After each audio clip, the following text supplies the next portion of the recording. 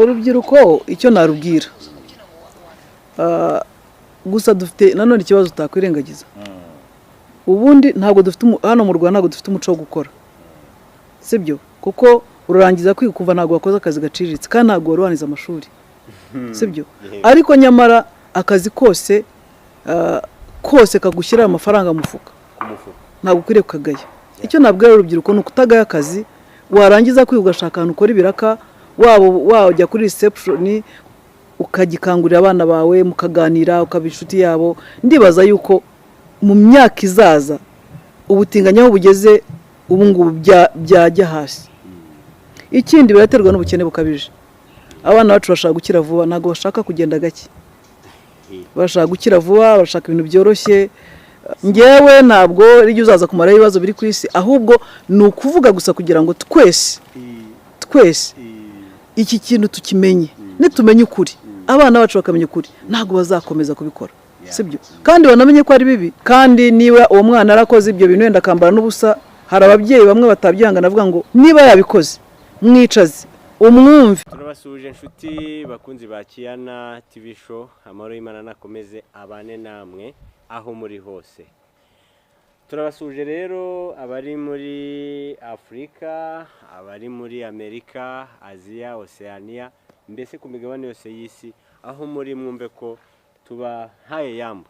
Amahoro y'Imana nakomeze abane namwe, nakagaruka n'ubundi twagarutse. Ni karibu umukozi w'Imana, duherukana turimo tuganira ku kiganiro cy'abakozi b'Imana. Umeze ute? Ndabona ndashima Imana. Ndabona ushima Imana. Yego. Ndabona n'undi ukimeze kwa kundi. Ni kwa kundi nta gihinduka. Umeze neza ariko? Yego turashima Imana n'izuba ryinshi. Izuba ryo ndabona ari ryakataje. Yego hari umuntu ugivuga ngo ashima Imana n'abantu bake. Ariko we byibura n'abantu benshi cyaba baracyari bake. Ni bake buriya benshi rega ntabwo ariko turashima Imana gusa nicyo cyangombwa. Yego. Kwiturinze turi bazima nta gikuba cyaducitsemo ari nge n'abarimo baturi bandeba muri aka kanya turashima Imana twembi. Kubera ko nawe impamvu bandeba nuko ari bazima. Yego. Yego. Imana idutije ubuzima kandi turayishimiye. Hari abari aho batabasha kuvuga batabasha kumva. Aba barwaje twababwira ngo mwihangane mukomere mu ijuru hari Imana ikiza. Hari Imana ikiza mu ijuru. Yego. Kandi ndizera ko biri bukomeze kugenda neza. Yo kabyara ize itabare. Ariko nubwo uri umunyamakuru ndagira ngo udutangire ikiganiro udusengera Imana kugira ngo dushobore kugira gute gukora ikiganiro kirimo umwuka wera. Imana ituyobore. Turagushimiye data twese uri mu ijuru, icyubahiro ni icyawe. Akanya nk'aka ngaka rero turi imbere yawe tugiye gukora ikiganiro na evangeliste. Mfasha nk'ugiye kumuganiriza nawe nk'ugiye gutanga ibisobanuro utubere umuyobozi. Umwuka wera azabane natwe. Urakoze rero ko udufasha muri byose kandi ko abagiye kubyumva nabo uri bukingure imitima yabo bakabasha kumva twese tukunguka. Urakoze ko utwitaho kandi kudufasha muri byose mu izina rya Yesu. Amen. Amen. Amen. Imana igumugisha. Wakoze kutwakira kuri channel yawe ya Kiyana TV show. Ngewe rero mugiye kubana tugiye kubana muri kiganiro banyita Joy Murenzi.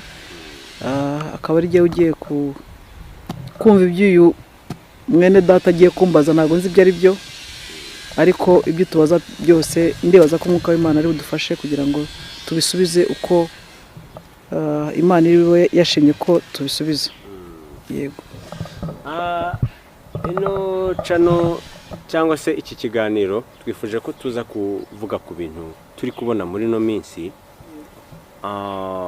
birimo biragenda bifata indi ntera. Nigeze kubonaga agafoto cyangwa se akavideo akamwe ni ifoto ya papa sinzi niba ari we niba rigeze kuyibona yambaye idarapo ry'abatinganya. Iyo ntago yigeze kuba ubona iyo foto nko ku mbuga nkoranyambaga. Ntabwo ndayibona usibye ko hari n'igihe bashobora gukora montage bikamera gutyo ariko hari n'igihe nanone na papa yaryambara kuko erega abatinganyi bari hose bari mu matorero y'Imana, bari ahantu henshi. Ibi bintu urabona biri kutuganisha he? Ibintu ni ibintu byaje kera, ahubwo twebwe mu Rwanda nibwo bikitugeraho. Ni ibintu byaje kera, ntitwabyitaho, yenda n'abasenzi ntibabisengera ngo bigume iyo ngiyo, biza gake gake.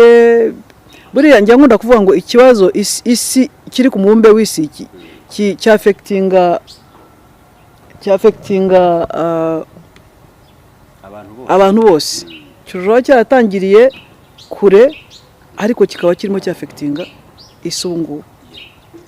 So rero mu Rwanda nabonye abantu barabigize ikibazo gikomeye. Idarapo ryazamutse, nagira ngo nibutse abantu nta gikuba cyacitse. Iri darapo ntabwo ryazamuwe na leta y'u Rwanda, ryazamuwe n'abantu bafite imyemerere yabo n'ibyo bumvamo.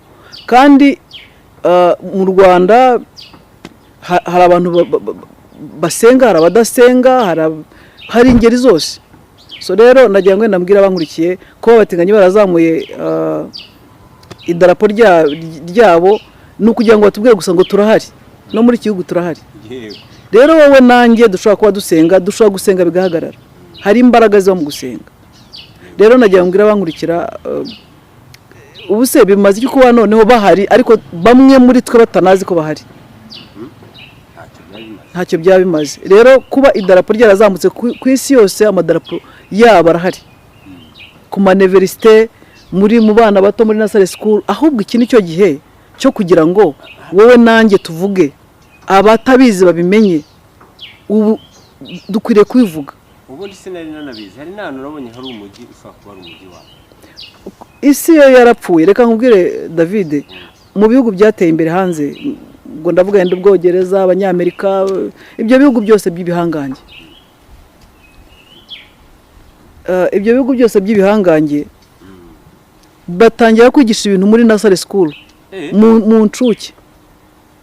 Buriya na cartoon ubona twereka abana bacu, ababyeyi bakwiriye gufunguka amaso bakajya bareba cartoon abana babo bareba.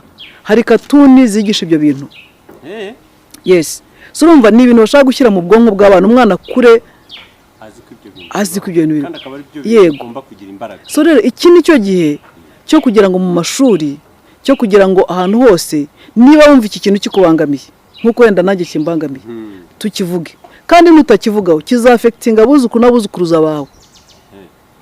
Rero ni ingingo ikomeye byo kubatera ubwoko, ahandi birahari, babana nabyo. Abandi bo nukuvuga ngo ni bigeze ahangaha hahandi ho byarakiye. Yego, sinzi ko yigeze kubona ikiganiro nigeze gukora, iri darapo ritarazamuka twaragikoranye ngira ngo, aho abapastors b'Abanyakenya b'abatinganyi basezeranye mu gihugu cya South Africa, abakristo barimo batera babaciyaringa, batera mu ntoki muri South Africa. Itorero rinini cyane, abagabo basezeranira umugabo n'umugabo. Ariko ubwo bari basanzwe ari abasore cyangwa babaga bacitse? Bari abakozi b'Imana, bari bafite n'abafasha. N'abapasteri, ndagira ngo ubyumve, nta bafasha bari bafite. Bo ubwabo umwe yabaye umufasha wundi, kandi mu rusengero babikora. Bahuye ari abasore babiri. Yego. Kandi ari abapasteri bambaye ingoro. Yego. Basengewe. Babikoreye ko muri Kenya ntibabihakorera babica, babikoreye South Africa ko niho bemera ubutinganyi. Noneho Kenya ho ntago babyemera. Ntago byemera rwose. So ibyo byanyuzeho, sinzi ko mwabibonye kuri social media. Rero isi igeze habi, ariko ibi bintu turimo kubona byari bitaragera muri Afurika cyane. Ubu rero ndagira ngo aho kugira ngo uvuge ngo ibendera ryazamutse, ahubwo menya rigiye kuzamuka, tumaze kugira abatinganyi b'urwe bangana iki ku ruhe rwego muri iki gihugu, kandi ko bemereye kuba muri iki gihugu batazirukanwamo. Sibyo, dushobora kuba imico yacu itabyemera, ariko nibo bambona baranakataje. Yes. Rero ikintu kimwe, abakozi b'Imana birengagije icyo Bibiliya bivugaho, kandi aribo bigisha Bibiliya barabikora. Sibyo, nuvuga ngo iki cyaha cyararenze, kijya mu buyobozi, kiramanuka kijya mu bintu by'Imana, mu matorero, kiracengera, kiramanuka, kirimo kirafata indi ntera. Ariko iki kintu ni ikintu gishaka guca umuryango. Ndagira ngo ugiye mu itangiriro, Imana yaremye umugore n'umugabo, iravuga mu byare mwururuke mwuzuze isi. nta hantu yavuze ngo ndemye uyu azatingane n'uyu, ntabwo ibyo bintu bibaho. Usibye ko Bibiliya nabyo abatinganyi babagamo, ariko Imana yabyangaga urunuka. Nicyo cyaha Imana yarimburiye Sodoma na Gomora. Ntabwo wenda turi bwinjire muri Bibiliya ubu ngubu, ariko ndagira mbwira unyumva, si ikintu kije nonaha, si icyorezo kije gishyashya nk'uko covid yaje. Oya, ni ikintu cyahozeho, ariko wowe nanjye dushobora kukirwanya tukacyanga, kandi kukirwanya kwawe nanjye birafasha abazagukomokaho, birafasha isi, birafasha igihugu. So rero ni wowe nanjye kugira ngo ahubwo two kutangira ngo ubutinganyi bwaje, ibendera ryazamutse, isi iraroretse. Isi yapfuye kera, ahubwo nibwo tukimenya. Dukore, nitwigisha abana bacu. Reka utaneza abazungu na Museveni byamukozeho, ntabwo ndimo kubirwanya banyumve, ahubwo ndimo kuvuga ko ari ikintu kibi gusa. Imana iracyanga, icyanga urunuka, ugikora ubizi, tujye tuvuga ukuri, nitukumenya kuzatubatura, nta kibazo, nta gikuba cyacitse. Ndatekereza ko uko babyumvishe bataza kugira ngo ufashe wambaye rasoro cyangwa. Oya, ngewe ntabwo rijya uzaza kumara ibibazo biri ku isi, ahubwo ni ukuvuga gusa kugira ngo twese iki kintu tukimenye, nitumenye ukuri, abana bacu bakamenya ukuri, ntabwo bazakomeza kubikora, sibyo? Kandi banamenye ko ari bibi. Ese ushobora no kwibaza ngo ese ubundi abatinganyi babagaho koko? Reka tujye muri Bibiliya mu Baroma igice cya mbere umurongo wa 18. Umutwe w'ijambo uravuga ngo ubuhenebere bwatewe no kwimura Imana. Ubuhenebere rero usibye no kubatinganya gusa, no mu bakozi Imana twaze tuvuga burahari. Iyo umaze kwimura Imana, ntutangiye kubona umwanya wo gusenga Imana, kamere zirakunesha ugakora ibintu nk'ibi ngibi, ari byo biza mu ubusambanyi bw'indenga kamere, ari bw'ubungubu bw'ubutinganyi. Nahoze nkubwira ngo no mu nsengero birahari, ingero zirahari, sibyo? Reka duhasome wumve. Ubwo tumanuka tujye ku murongo wa 24. Havuze ngo cyaravuze ngo nicyo cyatumye Imana ibareka ngo bakurikize ibyo imitima yabo irarikiye, bakora ibiteye isoni, bononana imibiri yabo. Bakora ibiteye isoni. Ibyo biteye isoni ni ibiki? Nibyo by'ubutinganyi nyine. Kandi ngo bonone iki? Imibiri yabo. Ngo nicyo gituma Imana ibareka ngo bakurikize iby'imibiri imitima yabo irarikiye. Rero Imana igikwihorera iby'umutima wararikika kuri kukabijyamo, kabone n'ubwo yabona ko ari bibira kwihorera. Wabyumvise? Haleluya. Wana ni miliyari ngo kuko baguraniye ukuri kw'Imana gukurikiza ibinyoma, bakaramya ibyaremwe, bakabikorera kubirutisha Imana rurema. Haleluya. Ngo ariyo ishimwa iteka ryose. Nicyo cyatumye Imana ibarekera kurarikira ibyononana. Ibyonona, konona ni kwangizanya, sibyo? Kwangizanya. Ariko niba Imana yashyize umugabo n'umugore, nta hantu tubona ko bangizanya. Abangizanya n'abameze gute? Nabo bakorwa ibintu ko bitagomba gukorwa, sibyo? Kuko Imana ifite ukuntu yaramye umuntu, ngo ndetse bigeze ubwo abagore babo bakoresha imibiri yabo uburyo bunyuranye gute. Umugore agakundana n'umugore, umugabo agakundana n'umugabo. Ariko nanone dusubira inyuma, ibi bintu Imana yaretse ngo babikore, ibintu biraca umuryango. Kuko niba urongora umugore mugenzi wawe ntazabyara, niba urongora umugabo mugenzi wawe ntazabyara, none se ubwo urumva abazagukomokaho bazava hehe? Kandi Imana yadushyize ngo tubyare twororoke. Yes. Ngo bakoresha imibiri yabo uburyo bunyuranye nubwo yaremewe, kandi n'abagabo nuko bareke kugirira abagore ibyo imibiri yabo yaremewe, bashyushywa no kurarikirana. Umugabo ararikira mugenzi we. Imana irimo ivuga ngo barekeraho. Abagabo bagirirana n'abandi bagabo ibiteye isoni. Abagabo barongora n'abandi bagabo bakora ibiteye isoni. Ikibazo kabisa. Bituma mu mibiri yabo bagarurirwa ingaruka mbi ikwiriye kuyoba kwabo. Ingaruka mbi. Bari abantu iyo bakoze biriya bintu, katuvuge ngo umugabo ku mugabo, byanze bikunze amara arakweduka, ukagira ikibazo, ukambara pampex nk'umwana. ubwo si izo ngaruka niba banazumva Bibiliya irabivuze ariko ntubyumvise se ko Bibiliya bivuze ni ukuvuga iki ntabwo ibi bintu byahozeho ijya kurimbura Sodomu na Gomora nuko byari yabibonye ko bihari ni ukuvuga iki nubwo itakongera ngo ikore nk'ibyo yakoze Sodomu na Gomora hari ibindi bizaza hari iby'ibingibi ubona ngo haje covid haje biki Imana irarakaye ni umujinya w'Imana rero urabona ko na Bibiliya ikwereka ko ibintu byahozeho haleluya ngo ibikwiriye kuyoba kwabo ngo kandi ubwo banze kumenya Imana nicyo cyatumye Imana ibareka ngo bagire imitima yabo akahebwe bakora ibidakwiriye buzuye gukiranirwa kose n'ububi no kurarikirana n'igomwa buzuye n'ishyari n'ubwicanyi n'intonganya n'ubugambanyi no gukina reka turekera ngaha aricyo Bibiliya itatubwiye nta kitavuze byose ndumva rwose impamvu usomye cyanditswe ni cyari ry'abantu bavuga ngo wenda turakabya navutse amahormoni yanjye ameze gutya bimeze gutya nowe Imana murabyumva ikivuza aha urabyumva ibi byatewe n'iki rero yes ngo ni ubuhenebere bwatewe no kwimura Imana ibi bintu impamvu byose biba izi ngaruka zose bimuye Imana abantu bakemera Imana wabyumvise iyo hari igihe ubwira umuntu ko Imana ibaho akakubwira ko itabaho akakubwira ko Imana itabaho sibyo kuko afite byose afite amafaranga afite ibyo byose ariko usanga arakubwira ngo ntibaho ntabwo azi ko imuha umwuka wo guhumeka atagura uzajye se yashika maze ugende ureba abantu bari kuri bomboni ureba amafaranga bishyura uko angana rero nabwira umuntu udukurikira witerwa ubwoba n'idarapo ahubwo terwa ubwoba fata ingamba nshya wowe ufite urusengero ufite abantu bagukurikira fata ingamba nshya y'ukuntu iki kintu twakirimbura twakirandura yenda ntitwakirandura ku isi ariko twakirandura mu gihugu cyacu cy'u Rwanda dute twigisha abana bacu twigisha urubyiruko rwose ruguciye imbere ukarwigisha mu mashuri y'incuke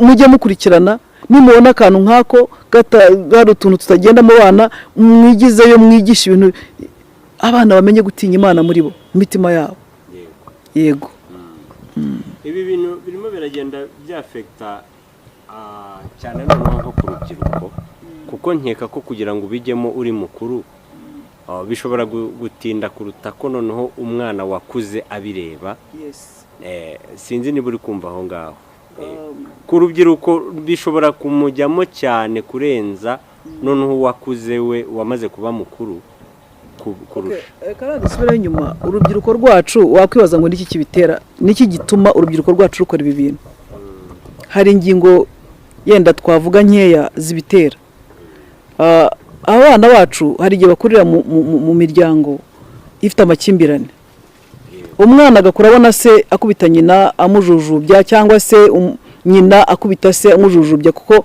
nge nemera ko n'abagore basigaye bari violent yes so rero ibyo bintu bigatuma umwana akurana igikomere akavuga ati ninkora sinzashaka kandi wibuka afite umubiri ufite icyo umubaza ni ukuvuga iki asajya gushaka umukobwa mugenzi we babyumva kimwe bakora ibyo bintu by'Imana itemera ariko afite kwa gutinya aratinya abagabo cyangwa se aratinya abagore sibyo rero nshobora kubwiraho n'ababyeyi badukurikira niba ukimbiranye n'umugore wawe cyangwa n'umugabo wawe mugerageze mu bikorera abana batabona kuko birabagiraho ingaruka zikomeye arizo zingiza ubutinganyi ikindi yenda nakongera kuvuga nanone ntago tubona umwanya w'abana bacu ubwo ndimo ndavuga mu burere bw'abana bacu ko tubaha uburere mu mikurire yabo hari abaterwa ubwoba n'amakimbirane yacu hari abagira izo ngaruka z'ubutinganyi kubera ko bagize depression kubera yenda yakundanye n'umuhungu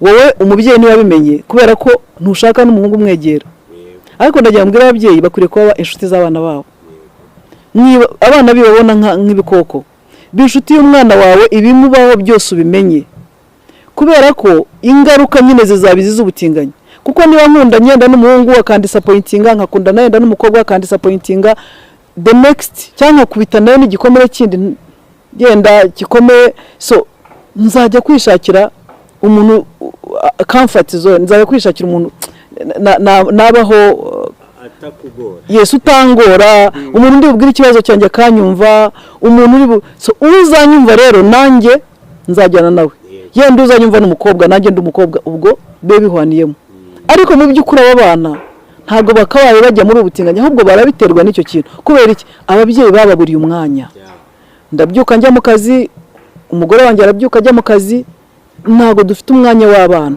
abana yes ngo umenye ikintu kibapfaho ngo bareme mu mutwe yes aba bana harimo abishwe n'abakozi ugasanga umukozi w'umukobwa arimo arica umukobwa akana kawe gato k'agakobwa arimo aragasambanya ugasanga gakuze ari kazi ko ariko ibintu bikorwa ingeso ubundi akenshi abantu barera abana amuha ku ngeso ze kubera ko babiriranwa isaha ku isaha bari kumwe ni ukuvuga ngo ya mico wa muntu afite wa mwana niyo azatora mu gihe atabonye umubyeyi ngo abe yamukansoringa mu byo yiriwemo ukwezi kukarangira amezi angahe akarangira igisubizo kizavamo n'icyo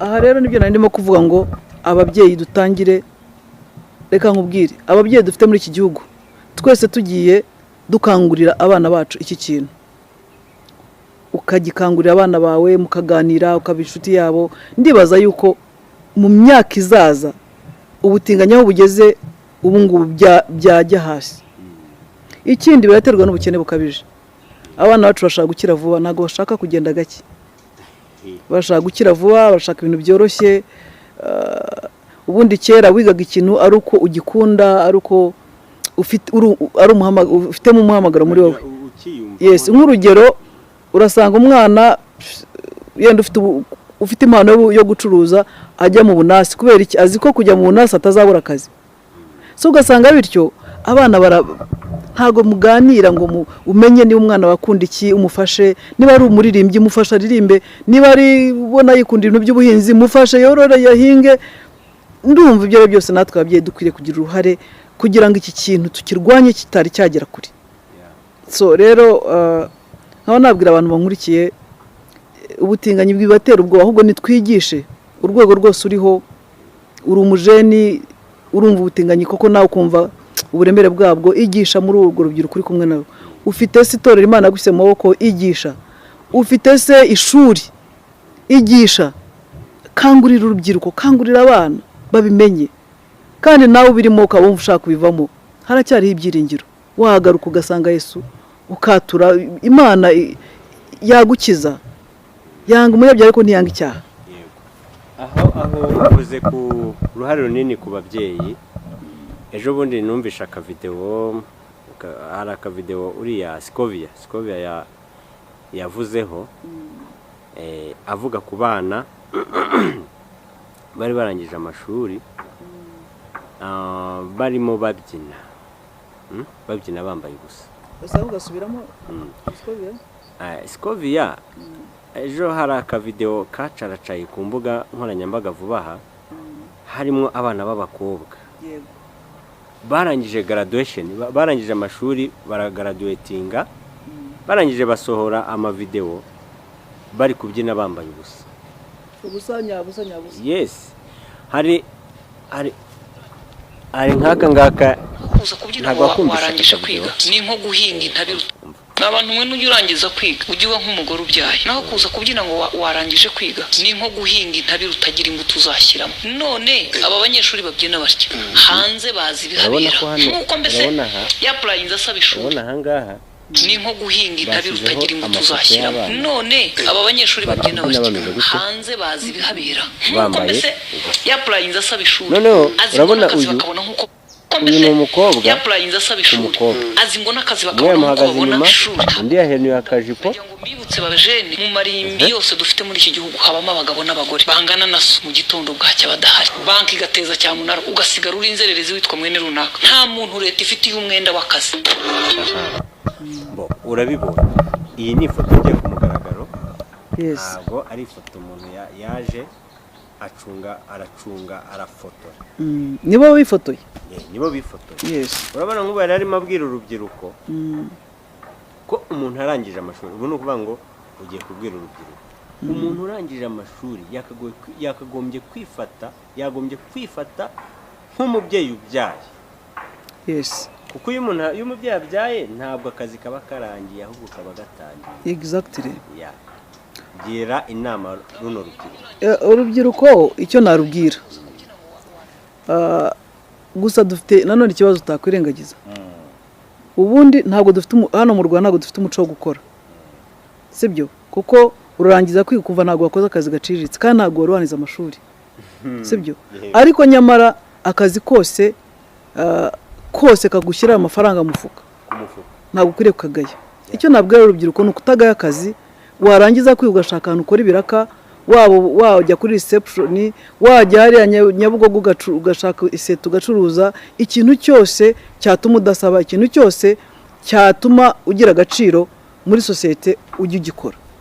Rero impamvu abana bakora ibi social media isigaye nayihemba kandi ariko reka mbona no kubwira ababyeyi mujye mugerageza munyarukire kuri izi social media, izo za TikTok mujyeho, kuri YouTube channel zibona ntabwo bakunda gukora ibintu nk'ibyo kuko wambaye ubusa baragufungira, ariko hari ama social media akunda kwambara ubusa kuri Facebook. Yes, uragenda ugasanga umwana muto yambaye ubusa buri avuga ngo arashaka umugabo, kandi ukabona n'umwana muto n'urubyiruko arakiga. Rero uyu mwana afite nyina afite se, ariko se na nyina bari bize bazi ko social media ari z'abantu bato, ariko ndabakangurira ababyeyi mujye munyarukirayo. Ujya kuri social media ugasanga umwana w'abantu yambaye ubusa buri ariko impamvu abikora ari uherutse kumbwira, ndamubwira ariko ziko nakubonye kuri TikTok, arambwira ati se mami, ati nawe wageze kuri TikTok? Ndabase njyewe nyine nkwirebera, ati maze oya ntago ari umwana wanjye n'umwana mbere tante, ati tuba twagiye kwishara naho mugerayo.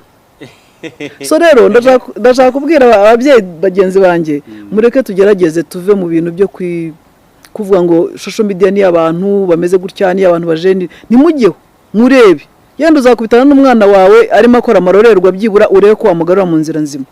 So rero si kuvuga ngo abana bose bajyaho gukora ibintu bibi, oya, hari abayikoresha neza hari n'abayikoresha nabi, ariko ibi byose biraterwa no kuba abanebwe. Abana ntabwo bashaka gukora imirimo ibavunnye, bashaka gupostinga yambaye ubusa, ko ibyambaye ubusa nibyo bareba. Ubu busa ubonye ubone bashaka gupostinga nibwo bareba, ariko ujyaho ububwa ijambo ry'Imana umuntu uzagukurikira nibwo babishakiye. Yes, urumva rero ngewe nagira inama urubyiruko gukura amaboko mufuka mukagerageza gukora kandi mukirinda, kuko iyi shusho igiye hanze umwana we n'umwuzukuruza azayibona. Rero biragatsindwa kubona uzagira abako n'abakazana babona ishusho yawe uhennye kuri social media.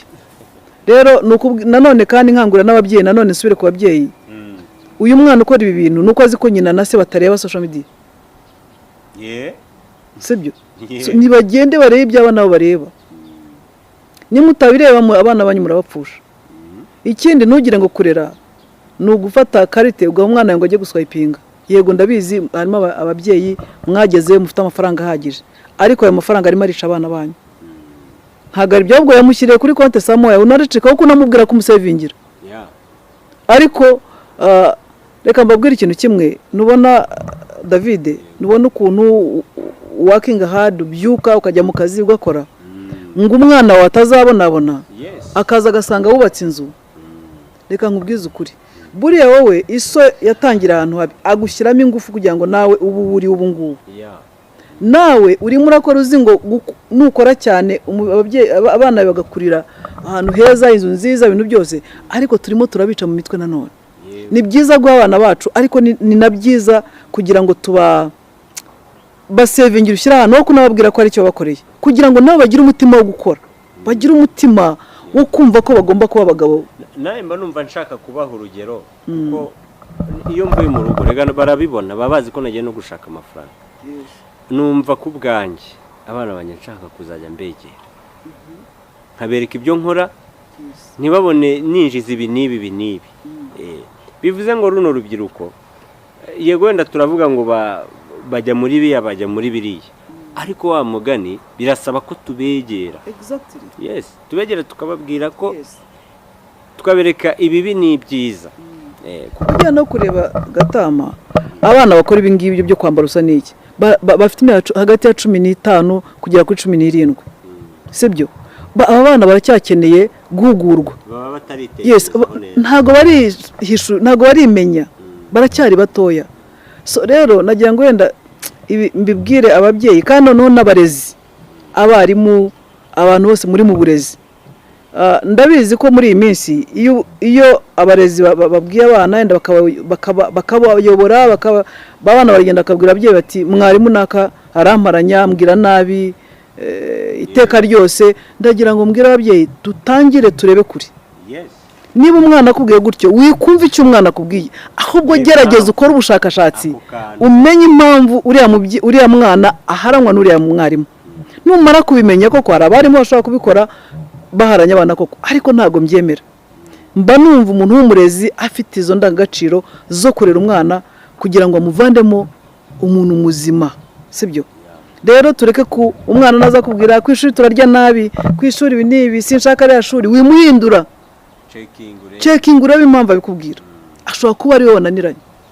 Cyane ko iyi myaka kuva kuri 15 kugera kuri 18 ni imyaka mibi cyane. Niba umwana akunanira cyangwa akaba umwana muzima, iyo ageze ku myaka 21 aba umwana muzima. Rero ndumva ari icyo nabwira urubyiruko. Kandi niba uwo mwana arakoze ibyo bintu wenda akambara n'ubusa, hari ababyeyi bamwe batabyanga navuga ngo wakigoryi we, nakoreje kwiga sinakoreje kwambara ubusa. Niba yabikoze mwicaze umwumve. Enda najya mbwira ababyeyi bagenzi banjye, niba umwana akosheje wivuga ngo wagicucu we ntacyo uzigezaho, ntacyo uzimarira, dore nagutanze amafaranga menshi none rwambara ubusa. Oya, ahubwo muhamagare ko umwana adafite ikibazo, urebe n'igituma abikora. Numara kumwiyegereza ukamugaruza ubugwa neza, nako bibiri tubwira, ukamubwira neza, uwo mwana azagenda kwiyumvamo kwegera kandi atinya no gukora ibyo bintu nk'ibyo arimo gukora. Ariko nutangira uzaba umusunitse kure. Hari igihe ugira umwana akakunanira gataka akaba umujura, akanywa ibiyobyabwenge akaba umujura, washyira manepasi yaragakurura, washyira ishakoshi akabakuyemo. Ariko ibyo ngibyo ntago bituma umwigizayo ngo umuvume. Uri umubyeyi we wamuzanye kuri iyi si. Rero emera, yes, emera akwibe, ariko umugaruza ubugwaneza ati nubwo wibyereka nkongere nangangaho rwose, ariko ugenda umugarura umwereka amakosa ye, azagenda bivamo hamwe n'Imana. Ariko niba usenga hamwe n'Imana, ariko hari umwana ukora ikintu kiriya gicucu cyarananiye kizapfa gutyo ntacyo uzimarira buriya na so, niko waba rero ufite ibyago ufitanye na se ibibazo. Na so nuko nguko uri uwa so ugenda so cyangwa uri uwa nyoko. Ndibaza ko igihe kigeze kugira ngo twegere abana bacu, tumenye ibipfa mu buzima bwabo, tubayobore inzira yo gukiranuka, tubaganisha mu Mana. Koko buriya umwana uri mu Mana ntago apfa gupfa.